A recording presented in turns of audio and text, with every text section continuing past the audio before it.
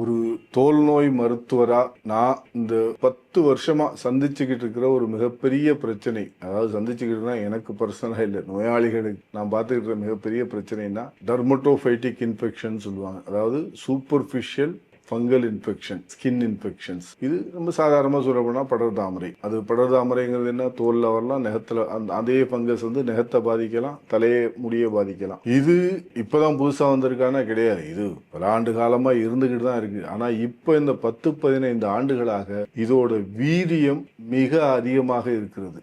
என்ன காரணம்? அந்த ஃபங்கஸ்லையும் சில மாற்றங்கள் வந்து கொண்டு இருக்கு. புது புது ஃபங்கஸ், அந்த கேட்டகரியில புது ஃபங்கஸ் கண்டுபிடிச்சிக்கிட்டு இருக்காங்க. சிலது நம்ம மருந்துங்க பயன்படுத்துறதுனால மாற்றம் வந்துகிட்டு இருக்கு. ஆனா இது எல்லாத்த விட முக்கியமான 2-3 காரணங்கள் இருக்கு. ஒண்ணு, இது வர்றதுக்கான காரணம் என்ன?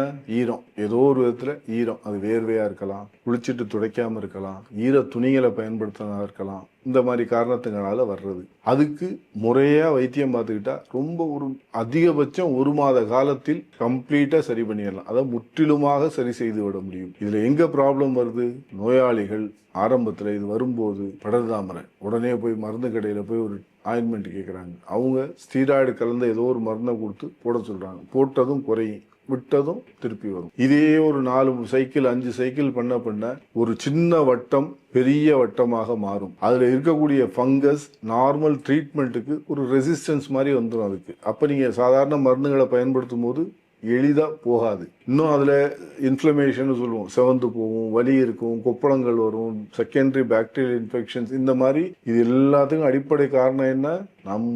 நம்ம பயன்படுத்தின அந்த ஸ்டீராய்டு கிரீம்ஸை ஃபங்கல் இன்ஃபெக்ஷனுக்கு போட்ட உடனே ஒரு நல்ல வித்தியாசம் தெரியும். ஒரே நாள்ல அப்பா போயிருச்சுங்கிற மாதிரி. 2 நாள் விட்டதும் ஐய திருப்பி வந்துருச்சு. இதுதான் காமனா நீங்க எல்லாரும் இதை பார்த்துக்கிட்டு இருக்கிறீங்க. தயவு செய்து ஃபங்கல் இன்ஃபெக்ஷன் ரொம்ப எளிமையாக சரி செய்யக்கூடிய ஒரு மிக என்ன சொல்றது சிம்பிளான ஒரு வியாதி.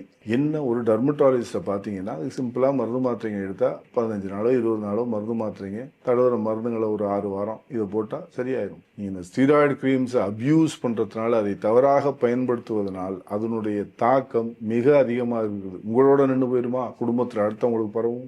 அப்போ நீங்கள் இதனால ஏற்படக்கூடிய அவஸ்தை, பொருட்செலவு எல்லாம் பார்த்தீங்கன்னா நீங்கள் பண்ண ஒரு சின்ன ஒரு 50 ரூபாய்க்கு ஆயின்மெண்ட் வாங்கி போட்டு அதோட விளைவு 5000 ரூபாய் செலவு பண்ணுறீங்க. தயவு செய்து படர்தாமரை மாதிரி சந்தேகப்பட்டீங்கன்னா ஒரு தோல் மருத்துவரை அணுகுங்கள். அதற்கான ட்ரீட்மெண்ட்டை அவர் சொல்லும் காலகட்டம் வரை முறையாக பயன்படுத்துங்கள். அது உட்கொள்கின்ற மாத்திரைகளாக இருக்கலாம், மேல் பூச்சாக இருக்கலாம், அதை கரெக்டாக பயன்படுத்துங்க.